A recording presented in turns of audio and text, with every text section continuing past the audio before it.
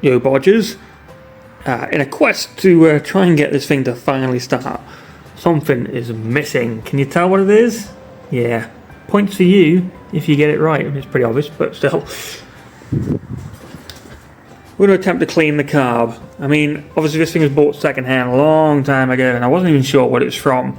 I think it's a HS2.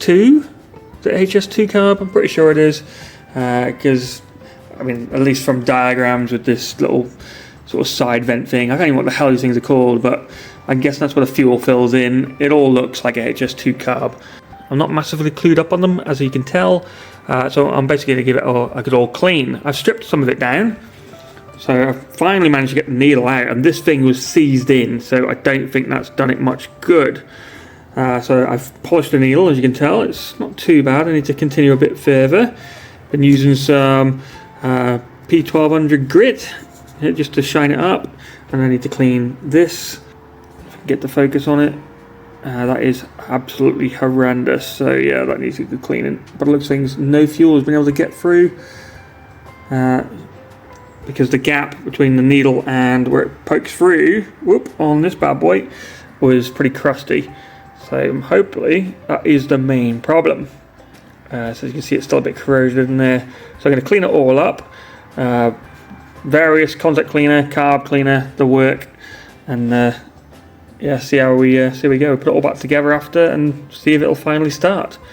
We've also bought a new battery for the Mini. It's a bit small, but kind of, you know, it's a Mini, right? As long as it fits in that box, that's all I care about for now. Mainly so I can at least test it and see if it'll run better. Because the other battery from my old Saab is pretty dead. It's not giving me enough rotations. And we've also bought a couple more earth straps, because the ones I bought originally were shocking.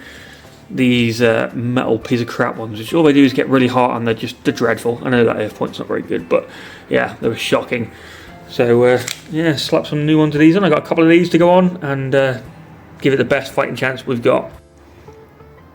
Right, we'll try a bit more of a zoomed in view, see if that works. Right, everything's clean, as you can kind of tell. This is a lot better than it was. Needle is now clean. There he is. And now we're going to try and slot it all back together. I'll give this a bit of a clean as much as I'll dare anyway. Obviously some of this has got to be, it's got to have oil in the top of the dashboard and all that kind of stuff, if I remember. So yeah, I'm going to stick this all back together. I don't think I can film it because obviously I'm going to try and do this one-handed. So this needle is supposed to have this little slotted bugger on. It's a little bit crusty, but it'll be fine. And that goes that way. Not like we can see any of that. Let's not drop it either, that's bad. If I drop it, it's going down these tyres that are now my very much bodgy table. So he's going to go in like so, and then this bugger is going to slot in. Oh, the bottom of here. Any way I can do this? That's risky, because it's probably going to fall. So he's going to slot directly down in there, and then that little grub screw is going to go into the side. Into there, which basically locks it all in position. And as long as you kind of get it flush on the top, which you'll see in a second, it should be alright. And as long as there's movement in the spring, which there wasn't really any before, we should be good. So we're going to drop them in there. And I'm going to guess that that little groove has got a face. Whoa, not that groove. It's going to face where the screw goes in. So, me struggling for YouTube. I love it.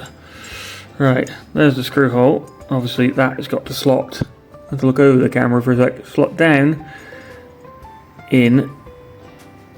Oh, I can't do it one-handed. It's got to slot down basically in, so that will get locked in by the screw. Let's see how we go. I'll have to do this off camera and then we'll have a look what it looks like. Filming everything using a phone is pretty difficult. I really need a new camera. Anyway, that's how he goes back in, and there's the screw holding it in, a little kind of grub screw, and the needle should have some resistance. There we go, and that's how he injects how much fuel goes in. Happy ho. And there's a tiny bit of movement here. It's like I said, none of this moved at all before, which I think is probably correct. There might be some expert out there tell me otherwise. I should really have looked it up, but from memory that's how he went. So then this bugger will slot obviously that way into the And then we need to make sure I clean this out as best as I can. And once this cleans out, you can see in there's a hole. There he is. That is where the bottom of that needle will go. And then obviously the spring mechanism, or spring basically on top of this dashpot, will then slot on the top of there. There we go. Yes, I know it's not very clean really. I should get a toothbrush and some carb cleaner and really go to town on it, but you know what? We've got some contact cleaner over there, but you can use some of that as well, you know, why not? It's clean enough. The main priority is getting that jet in there clean. All those, that bit of liquid in there, that's just old fuel from when we were test firing it before. This bugger now is going to go directly in that hole, straight down. There we go. I'm pretty sure. Oh yeah, let's just point that out actually. When this thing goes down into that hole, there's a groove on the side of this.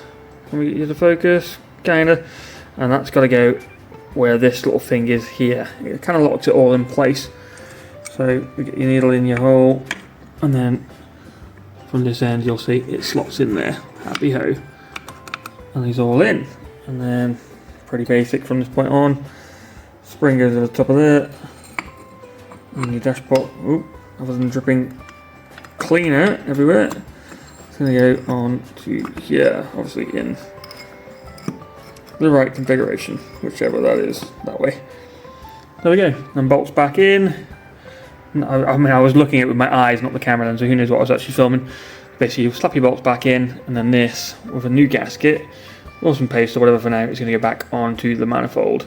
And the one thing I did forget, thanks to one of those viewers, the aptitude plate, and I've took this off my old cast iron one, and hopefully this thing will get to fit in there, on there, and then we can use the correct way to wire in the throttle cable, or at least the right way once I do it right. We'll see when we get to it. Let's get it on the car.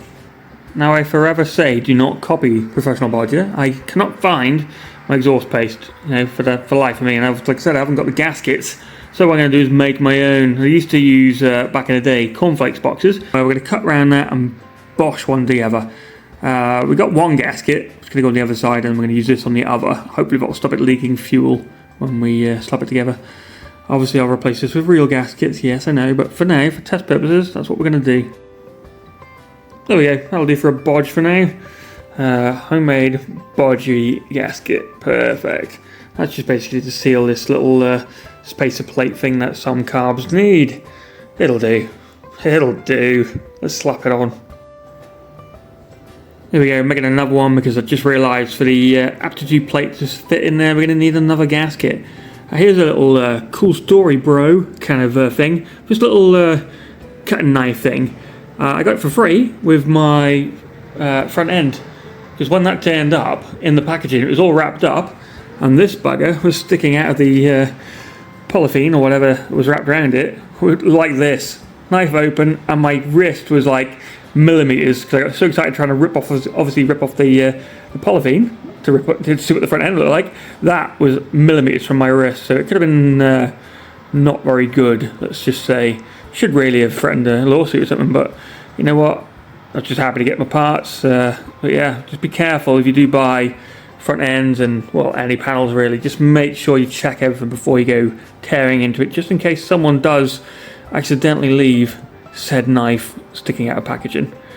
Right, let's slap that gasket on.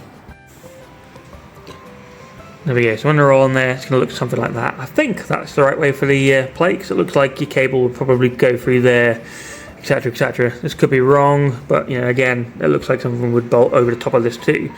To get your carburettor on, you've got a bit of a problem, because obviously there's not a lot of room.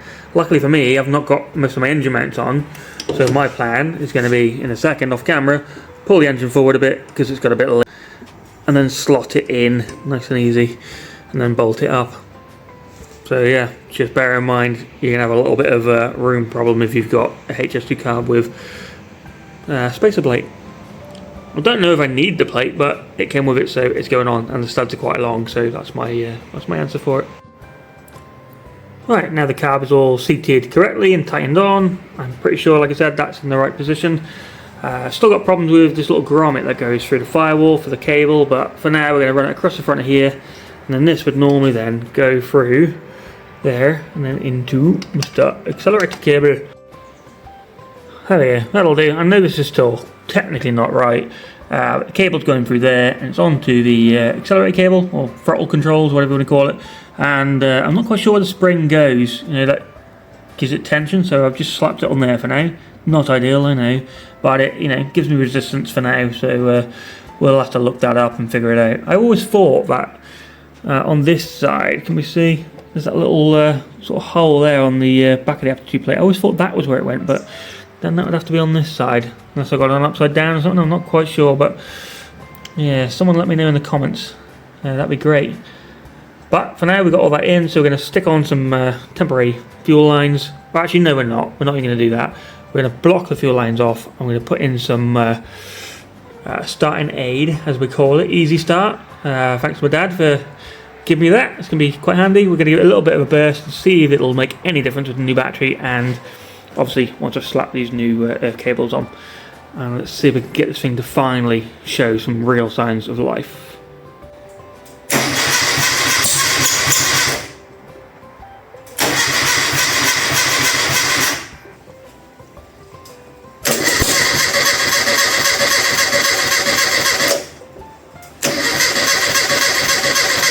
Come on, you were so close.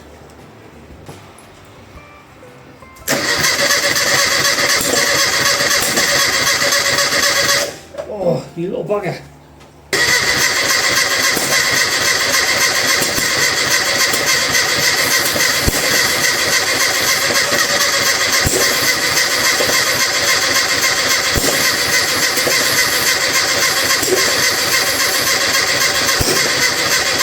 Sorry.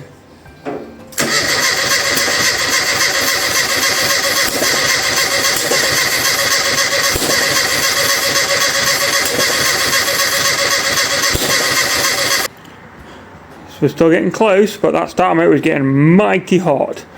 So I need a bit more bravery, I think. Perhaps we'll double check everything's in the right position, and then we'll try it again.